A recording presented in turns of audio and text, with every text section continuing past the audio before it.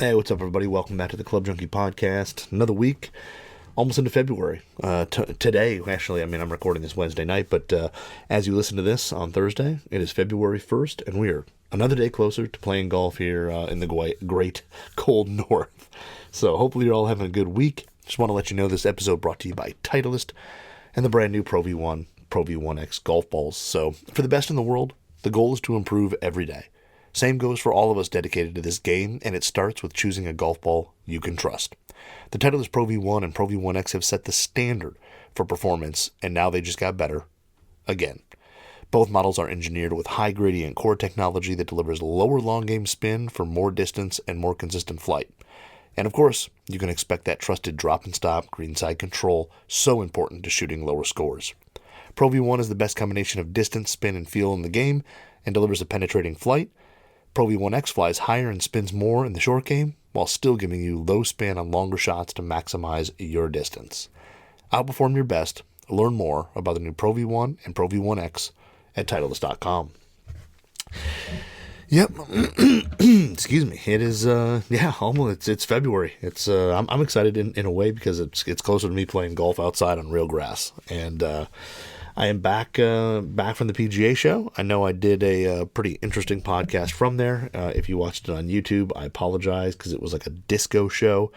There was just like, we stayed in a big Airbnb, and there was just like no room to do it. Like I could do it in the room I was sleeping in, but then I would have had to like make the bed and all that. And they had this nice game room and all that, and I thought it would be decent. But it ended up being like crazy psychedelic, colors and LED lights and all this stuff. But anyway, got done with the PGA show. The PGA show was great. It was a lot of fun. Got to see a ton of people, which is always the best part of it. Going to the PGA show. You go into like the booths from Callaway and Cobra and all these big brands, Ping, Srixon, Cleveland, all these, and there's not a whole lot new there. I mean, there's stuff that, maybe is just launching right about that time, whether it's, like Never Compromise putters or things like that. But for the most part, we've seen it all. That's not anything new and exciting. But there are a lot of little guys out there that have some new products, some stuff you haven't seen. Clothing and apparel and shoes are gigantic. We never, Golf the Beer actually never really see that kind of stuff. So that part is pretty exciting to see. But club wise, it's all kind of stuff we've already seen before, already done launch pieces on, possibly seen it months before. Who knows? So, but it was but the one thing about the show that's always good is that you always get to go and see people that you haven't seen in a while. And with Golf the Beer X, I live in Metro Detroit. Most of the golf companies, if not majority of them, are all out west, San Diego's and places like that. Even if you don't go, they're in, Colorado's and Texas's and things like that. Everybody's case stays pretty much where it's warm.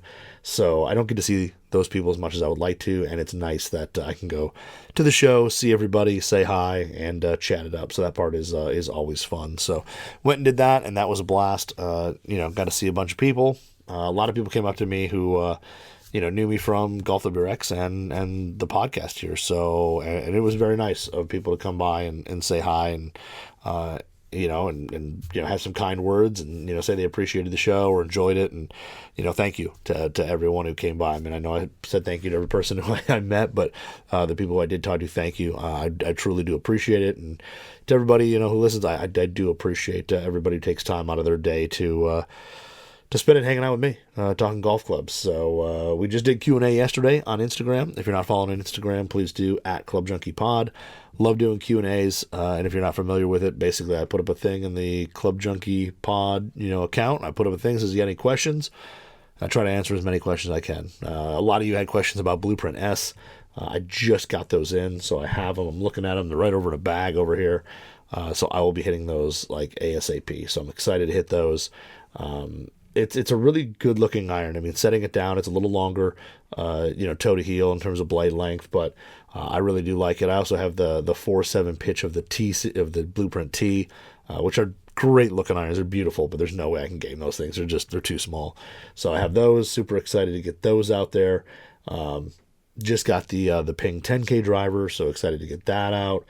I got a ton of stuff. Like I could fill up 2 golf bags full of stuff that I still need to get out there and get more swings on and stuff like that. So excited for those things. But today we're going to go a little bit different. We're going to talk some putters. And putter-wise, brand new putters, a bunch of new putters out this year. I mean, I think we just did the launch piece for the Scotty Cameron Phantoms. There's new Cobra putters out. Callaway's, AI1 seemed like they're a while ago now, but they're out. New Never Compromise is back. Cleveland Strixon kind of re-energized that forged, or that milled putter line. So, and I'm probably missing some stuff that I haven't hit, but a lot of new putters out this year. But one of the more interesting ones, one of the ones that I think is pretty cool, and one that you may not be as familiar with, is a golf company called Edel. And Edel has a brand new putter line out called the Array. And the cool thing about the Array is that they're basically modular putters. So they're high-end milled putters, but they're modular. So this one here is the Array F2, which kind of has like a number 7 type look to it. It's got the fangs, and then it's all milled. So all these things are milled. They actually come apart. If you're watching this on YouTube, you might be able to see the screws. If you go on YouTube, you can probably search Club Junkie Golf, but if you search Golf WX Radio, it comes up. But these here, they got 4 different head styles, all they got precision milled and modular pieces, so they all screw together. So there is a face section, a body section, and then there's going to be, which isn't on here right now, but a sightline plate that goes on here, an alignment plate, and then you can also choose between 4 different necks that go on here. And they all bolt together, and it's pretty cool. You can really, they basically built it to really be able to get their fitters able to dial in a customer into the correct aligning putter as quickly and as simply as possible. And that's the one cool thing about Edel. If you're not familiar with Edel, it was started by a guy named David Edel down in Texas, and now it is switched owners. Now it is owned by Doug Coors. Yes, the guy who his family does a whole lot of beers. They do that, but it's now owned by him. He's a big golf guy. And they're kind of doing some new and exciting stuff. They're not headquartered in Colorado. I think they still have their facility in Texas as well, but really they're headquartered in Colorado. So the Array series, like I said, 4 different heads. So you got the F2, which is kind of the fang number 7 look. You've got the F1, which is kind of the wildest of the bunch. It's got the big kind of milled wings on it, and it's kind of the largest footprint of the bunch, probably the wildest looking. Again, little wings on there. They're all milled. And now when the weights are probably pushed the furthest back on the F1. And then the F3, which is kind of a little more traditional, a little more, I guess, less wild mallet. It's a little more rounded off, a little softer edges. It does have a little scoop in the back, which gives it some a little bit of a different look, but for the most part, pretty straightforward, pretty standard. Not really round, but it's not heavily angled either. But a good looking mallet there. With this one in the F2, they push the weight a lot more forward. And then also for the more traditional guys out there, they have the B1, which is it's kind of like a Newport 2 style or Answer 2 style. But it's a little wider. It's a wide flange blade. Again, with Edel, I mean, they're trying to get stuff to fit, but they also want stuff to perform. And they try to make a little bigger blade here to add some MOI and, make it a little more forgiving. But they've got, a blade here shape. And again, all these, if you're looking at them, of course, they don't have necks on them other than one. But the necks are interchangeable. I'll show those to you in a little bit. But, pretty interesting designs. The heads are basically made of 2 parts. So all the front faces, I believe, are identical. I believe they'll fit. Like you could take the face off the F2, put it on the F1. The only one that's not interchangeable or multi-piece is the B1. That is a solid piece of carbon steel milled. The rest of them are all 1025 carbon steel up front. So the face is a 1025 carbon, and the rear chassis or body of it is milled aluminum. So if you look also on the face of these, the 1025 carbon, the face actually has kind of a cool kind of honeycomb pattern that also has a traditional milling kind of over it. And the honeycomb pattern, as you can tell in the center, has kind of the largest, hexagons, and then they get a little smaller as you move away from the center of the face. That there is to basically control ball speed on mishits. So in the center, it's going to give you, the speed you'd expect. And then as you move further out, the speed should stay more consistent because there is more material there, catching the ball, moving it forward, and it should help with the ball speed. It also helps with some of the feel as well. And this one here, they don't really talk about it. They said it does help forward roll, but it's not something that's hugely built into the face, so it's not widely said, but it does help with forward roll. And then also too, when you look at a face like this that has a lot of kind of milling and texture and kind of holes in it, it's usually going to offer a pretty soft feel as well. But all the faces are 1025. All the rears, I think, are 6061 aluminum, I believe. That may not be 100% because I know they're aluminum. I believe they're 6 series. But again, I'm not 100% correct on that. I know it probably says it somewhere on the website. If you go to edelgolf.com, EDEL golf.com, it'll say it. So again, on the back, you'll see that there's kind of 2 big hex bolts that kind of hold this thing together. There's also some machining on the side where there's some lips on there that keep the body on to the head. And then there's 2 open screw holes in the back because, as you look at this putter, you'll notice that there's nothing on it. There's no alignment aid, nothing like that. Well, they do offer a bunch of different alignment plates, as they call them. So these are actually little aluminum plates. The aluminum's actually milled, and they've got 2 little screw holes on the bottom. And the other cool thing about it is, again, for an Edel fitter to fit you up, as quickly and accurately as possible. These things here have actually little magnets on them, so you can actually stick them on the putter and let someone kind of preview or test it out before you actually screw the plate into the head and really try it. But if it's somebody's kind of going between, working on alignment with their fitter, they can actually just pop these out and put in a different one. And they make, like this one here's a single sight line. They make a double sight line, a triple sight line, 3 dots, a blank one that's just naked. That's pretty interesting. And they have some ideas for more of these plates to come in the future as well. And the other thing too is if they come out with something that you like that may be a little different, I think the program will be they'll be able to sell you just a plate, and you can unscrew the current one that's in the head and put in the new one and go about your way. So the whole design is pretty sleek. Everything comes together really well. The fit and finish of them is really solid. When you put the plates on, they fit pretty spot on. Now there are slight gaps in there because they're meant to be removable, where you can look at other milled putters where pieces fit together with 0 gaps or anything like that. These they kind of have to, at least the plate wise, because they're going to be interchangeable. The face and the body though come together and they're pretty much seamless. I mean, you can run your nail over it and catch it, but it's pretty much seamless and all that. But the plate thing is pretty cool. I love the fact that it's magnetic, and I've been messing with this thing, and you might have seen on like on social media and stuff like that, maybe YouTube, that some of us people out there were opening this big black briefcase that has the Edel logo on it, and it says Array, because these are Array putters.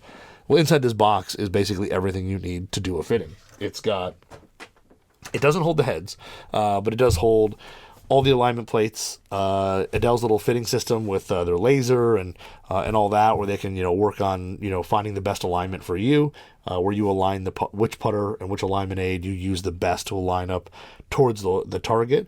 And then it also has counterbalance weights, extra screws, sole weights that go in here, so you can dial in the correct head weight for yourself and all that. I mean, everything is kind of contained in the kit. And then when you're building a putter, there are 4 different hosels on there. So you've got 2 plumbers necks, or L necks. You've got a short and a tall. So the shorter one will have more toe hang, where the longer one will be closer to face balanced. You'll have a small slant neck, which is right here again if you're watching on YouTube, and they're already connected to a shaft. So it's a small slant neck already glued up to a shaft, and then you basically just bolt. Or there's a hex screw in the bottom of the club head in the hosel, and you just screw in the correct hosel into whatever head. And they're all interchangeable. So the 4 hosels fit in any of the heads. All the sole weights fit in any of the heads. All the alignment plates fit together. The only one that's separate is the B1, the blade. But all the mallets, you can use the same alignment plate, the same hosels, all that stuff. And then each of the hosels also has some of the different Edel grips. So there's 4 different grips, depending on what you might like. And they're all slightly different shape and slightly different size. And then they're on a steel shaft. So you just bolt it together and go. The other cool thing is that, Edel found that with their previous fitting systems, everything was so modular that there was never like a putter just laying out that somebody could just walk up and mess with without, without getting their fitter to come to come help them, and that was kind of a problem as well. So these ones here are meant to be built and sitting on the showroom floor so people can go and mess with them when they want to. But really great craftsmanship. I think they look really cool. The face is all like a matte black. The backs are kind of a slightly metallic dark gray or silver color, and it's pretty cool that you can kind of mess with different pieces, different systems, whatever, and find the one that works best for you. Because, Edel, again, being such a big proponent of fitting, like that's their big thing. They kind of consider themselves an engineering and fitting company over, and then they do make golf clubs. If you've taken a look at their SMS irons and SMS wedges and stuff like that, very, very similar thoughts and ideas going into those iron and wedge designs. The one thing that these are not or are no longer, I know with the previous putter line, they had basically kind of I think it was the EAS putters. They were kind of if you want to call them torque balanced, or they were toe up putters. So when you held them, instead of being face balanced or having some toe hang, they basically sat straight up, where the face would be pointing at the target at all times. These are not designed that way. So they still have some of those putters around. If you go on their website, you can still find an EAS putter if you're looking for that style or that balance type putter. These are all going to be very traditional, and with the different toe hangs, if you go to that single bend shaft, all of the mallets will be face balanced. The blade will be pretty close. It'll be 30 degrees toe hang. If you go to the slant neck, which typically slant necks add a good amount of toe hang to most putters. If you go with the slant neck there, it's going to basically make the B1 extremely toe heavy. I mean, it's going to be a 60 degree toe hang, 35 degrees for the F1 and 44 degrees for the F2 and F3. And then, the short plumber's neck will be 25, long plumber's neck 20, and the B1, it makes it 45 and 40. So just about 5 degrees difference between the two plumber's necks. But it's pretty interesting to mess around with a lot of these alignment plates, the weights, all the different things that allow you to do this. Now, as a customer walking in, you're going to get fit into a putter. You're not going to get the cool big black briefcase that looks awesome. You're not going to get that kind of stuff. These are just going to come, pre-built. All that stuff is kind of meant for fitters.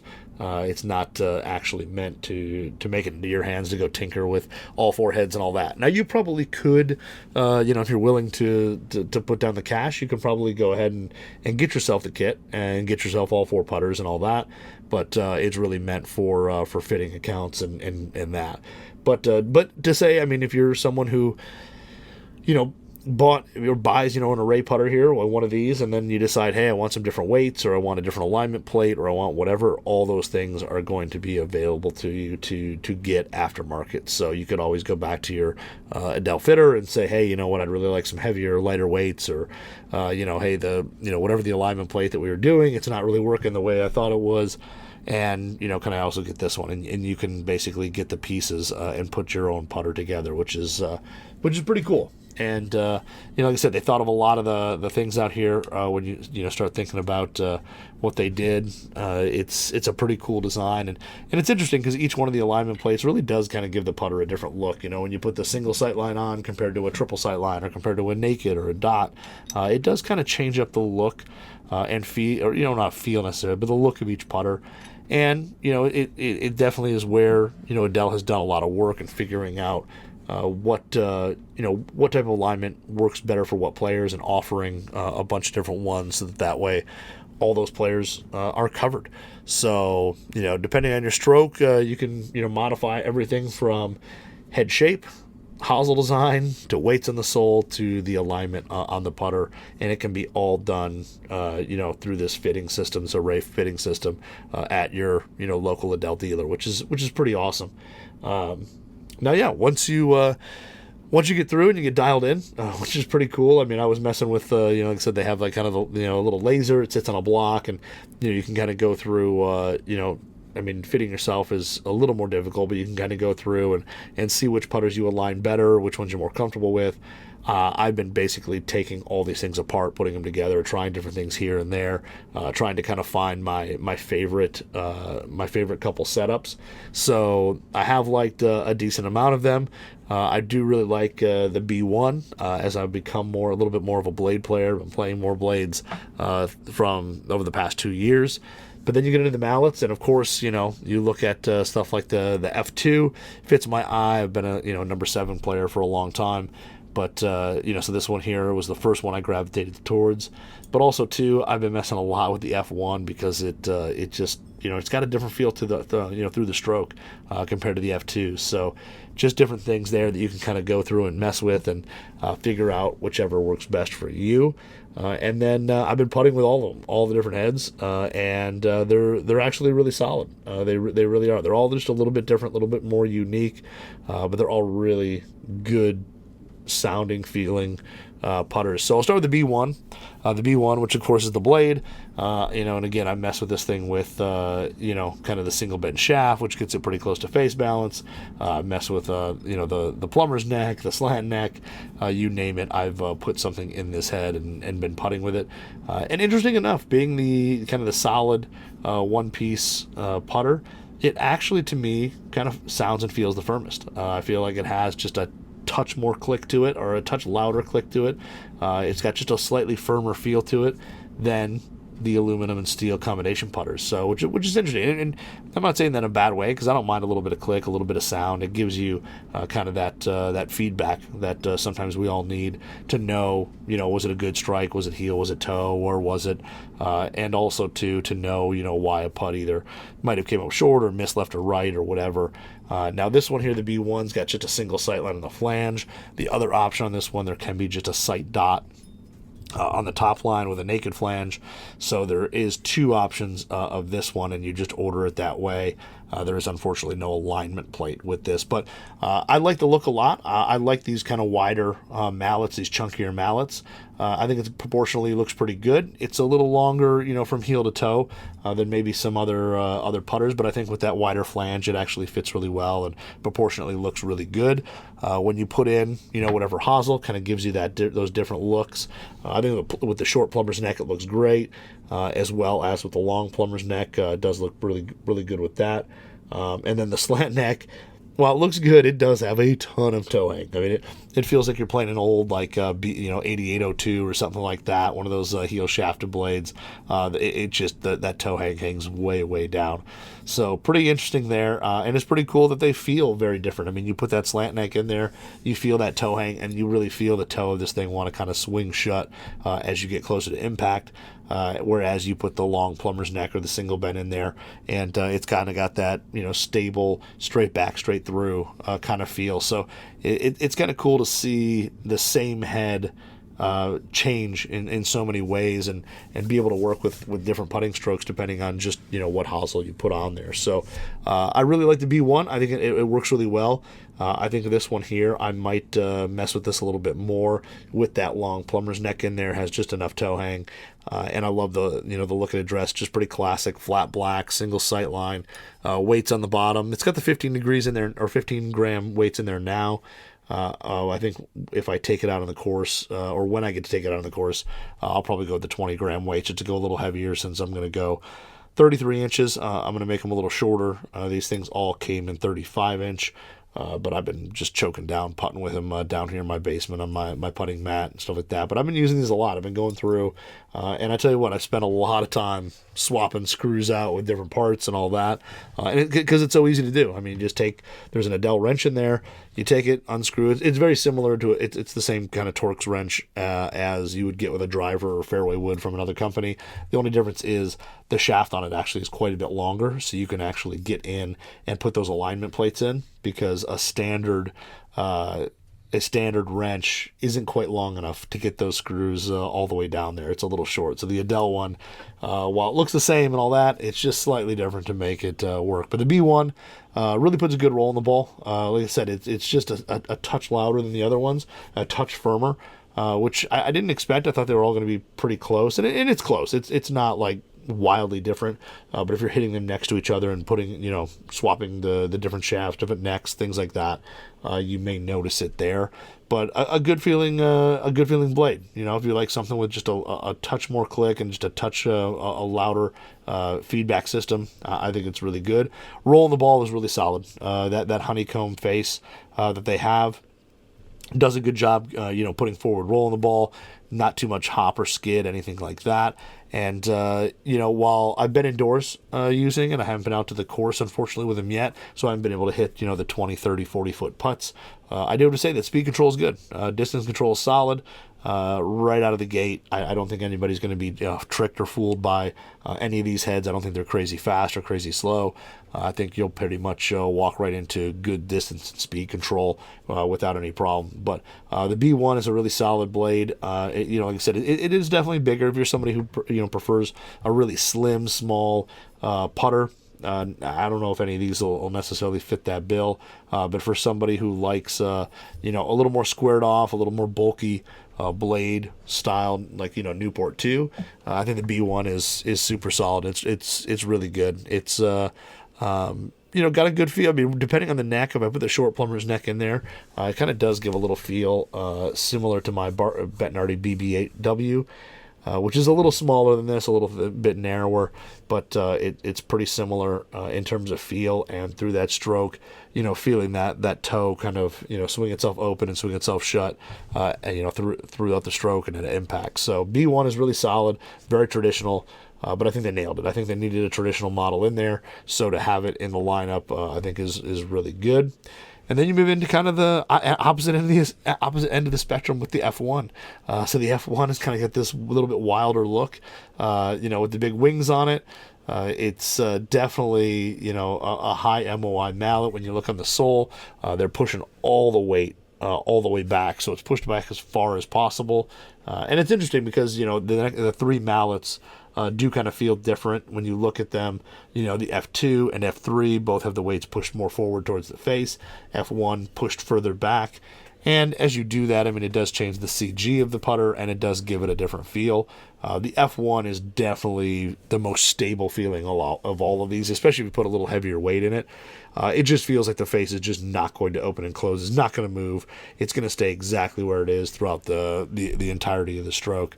Now, again, if you're seeing this on YouTube, you may see that I have the short plumber's neck in here, and it has no shaft. Usually this does have a shaft, but I'm going to reshaft this with a shorter 33.5 or 33 inch or a new shaft, new grip, make it 33 inches, so it kind of plays at my length. But I really like this kind of setup, and this is kind of why that I pulled it. I would messing with this one, and I built this thing up with the single bend. I put the single bend in there with one of the counterbalance weight, I think like a 50-gram counterbalance weight. Built it up that way and kind of played it as 35 inches with the weight above the hands. And I thought actually it was really good. It was really stable. I actually put the 25 gram weights in there to make the head super heavy, and then had more weight in the handle. But that one there, short putts and things like that, it's absolutely automatic. I feel like it's so easy to do to make those putts. But I've always struggled with those counterbalance putters in terms of longer putts and those lag putts that you got to hit close. I've always struggled, and more of it's a practice thing than it is the putter or anything like that. But this one here, I'm going to go with the single bend plate. So this is going to be kind of how it looks, and I think this is going to be it's the one that I've putted the best with so far. I aligned it the best. And I've seemed to make the most putts down here with it. So this will be the one that goes out on the course first. But I've really liked all these. And this one's surprising because when I saw this one, it was the F1 was the one that I just kind of like, I wouldn't say I wrote it off, but it was out of all of them kind of my least favorite to start. I jumped over at the F2. I thought that was the best looking one, followed by the B1. But the F1 is kind of a sleeper. It's ultra stable. If you hit it off the toe, off the heel, anything like that, you just have no sensation of that face opening or closing as that ball's impacted out there. The face just wants to stay dead square, stay aimed at the target, and you can actually get away with some putts. I've noticed that stuff I've hit off the heel or hit a little bit off the toe, it stays dead on line. And you know, from the 10-foot putting mat that I have, those putts probably would have caught, you know, the right or left hand side, and I probably would have made those. But I've really got things started on line with this well. Things stay on line really well, and you know, like I said, that it's just got a little different feel. It's kind of got that straight back, straight through feel when you got it in the putting stroke, even with like the short plumber's neck, you know, which adds a little toe hang. You should feel a little bit more rotation. The putter still feels like it just wants to kind of stay square, stay straight, and just keep, you know, stay pointed at the target as long as possible throughout the stroke. So the F1 I really like. Now again, I think these F1, F2, F3 all feel very similar. I think they're just a hair softer than the B1. I don't know if it's just that combination of, you know, steel and aluminum coming together, or if it's something where, you know, the way the aluminum comes off the back, if it's kind of tuning fork-esque and takes away some of that vibration. But it does give a little bit softer feel, in my opinion. I was kind of hitting everything with the same, you know, Pro V1 balls between the two, so all those and these ones here just offer just a slightly lower pitch click and just a little bit softer as it left the face. You know, again, if you're not hitting them side by side, you may not notice it. Hitting them side by side as much as I have, you know, just noticed it a little bit. And again, I'm not saying this is like a negative bad thing. It's just that they're maybe just slightly different sounds and feel. That again, and depending on the ball, you may notice it more with a clickier, firmer ball, and notice it less with something that's not. So, yeah, the F1 is definitely something that's gonna get a new shaft, gonna get a little more playing time. That short plumber's neck I really like, so that one will be going there, and then I'll get into my next favorite, which is the F2, the Array F2. And this one here, of course, you can see has no weights or anything in the bottom. I've been messing with this thing. There's a whole section full of weights in that kit. So been putting in, you know, between 15 and 20, 25 gram weights and slapping those in there. But I really do still like the shape. I think it looks really good. I was messing with it with the slant neck a lot. But with the slant neck, I found I wasn't quite, I don't know if I put quite enough arc in my stroke for that. You can really kind of feel, and I've noticed this with other, you know, similar head shapes with slant necks, that for me, squaring this thing up, I tend to leave it open a little bit for whatever reason. I don't know if I'm trying to not over rotate it and I don't release it, but that kind of setup, I tend to miss things a little bit right. And then also too, with the different alignment plates, you know, you take this one, you put in, you know, a single sight line, and you may line it up one way, and then you put in, you know, the triple dots, and it may line it up a different way. And there's a T, you know, there's like 6 different plates you can put in here, and each one kind of gives it a different look. I kind of like this one with either the single. I kind of like it with the double and triple sight line as well. It just looks really good. I think something between the, you know, the fangs, those triple sight lines, all that, it does kind of give a good framing of the ball. But I found this one here very similar to the F2 or F1, that I do like it kind of with the crank neck or the single bend. Both those there just you know, give it a feeling of, well, the crank neck has just enough of that kind of, you know, toe flow or toe swing throughout the stroke, is where you put in the single bend, and it just gives it that face balance, solid straight back, straight through feel. So the F2 is kind of my second you know, favorite there. And again, I think I like this thing with kind of the double or triple sight line. Just something about it is pretty cool. And the way, you know, it sets up, it's got really heavily milled fangs on it when you look at it. I mean, they did a really nice job with milling those things out and then finishing it in a nice, you know, this nice, you know, heavy, kind of almost slightly metallic silver to it. So really good looking shape. I think they did a nice job. Now it is interesting. This one here definitely looks a little more bulky than, like, you know, some other fanged out models when you get the alignment plate in there, because as you can see, it takes up a decent amount of the top of it. So it actually kind of, you know, when you don't have a plate, you can kind of see a lot of the fang. Kind of looks very traditional, much like a number 7 or, you know, a TaylorMade Bandon 3 or, you know, whoever. And then when you put the plate on there, it definitely, you know, makes it kind of look just a little bit different. You know, just gives it a little different shape as the plate goes back further over the base plate. The only downside to this putter is, you know, picking up the ball is not as easily with the base plate on there. There's not as much room to pick up a ball. So that's the only my only knock to this one, is that I wish it picked up a ball just a little bit better. But it's not it's not bad.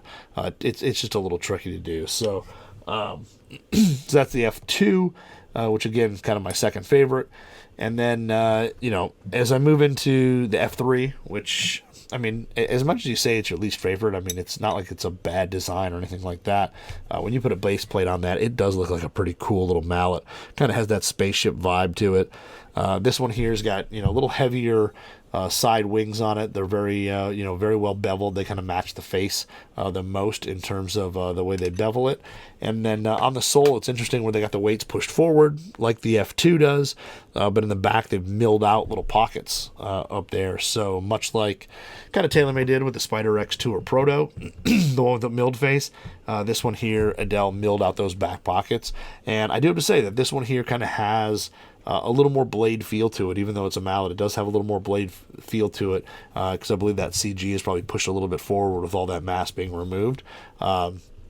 So as regardless of the neck you put on it, it does have a little bit more of that, that kind of, it feels like it has more toe hang than it probably does. It just rotates through just a little bit faster than the F1 and the F2.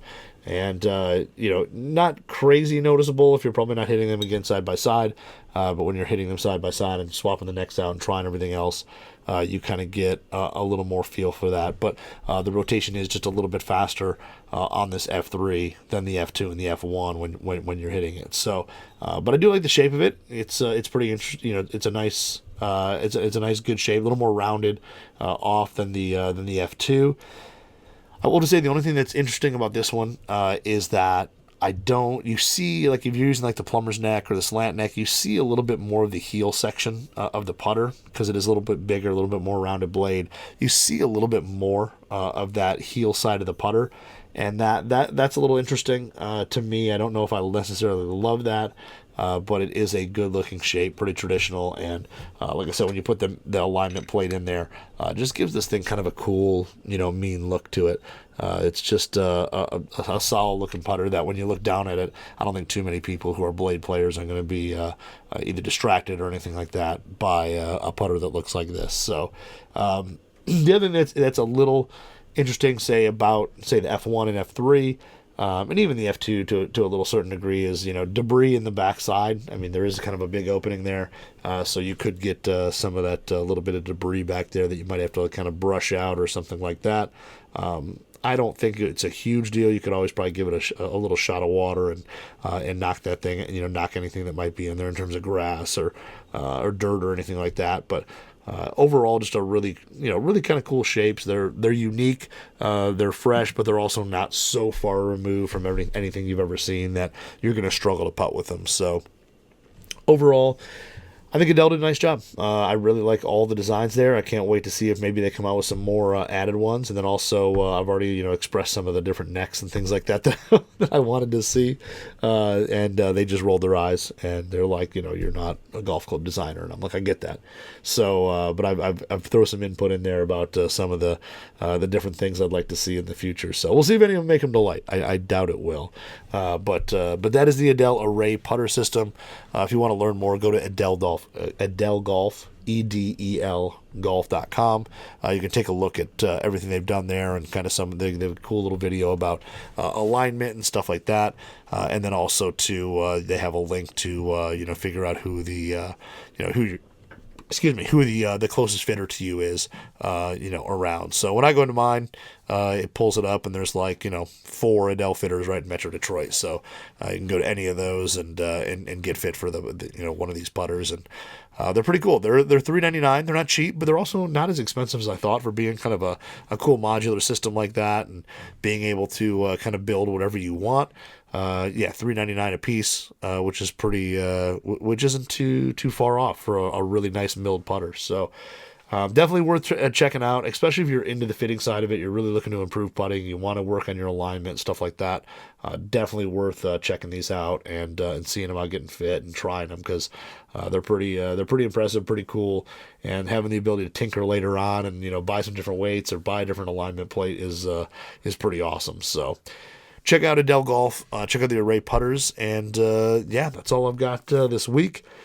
Again, if you're wherever you're listening, thank you. Please like, subscribe, 5-star rate, whatever that stuff is. If you're watching this on YouTube, please like, subscribe. That would be awesome. And then, yeah, if you're not following yet, please follow me on Club Junkie Pod on Instagram. I love it.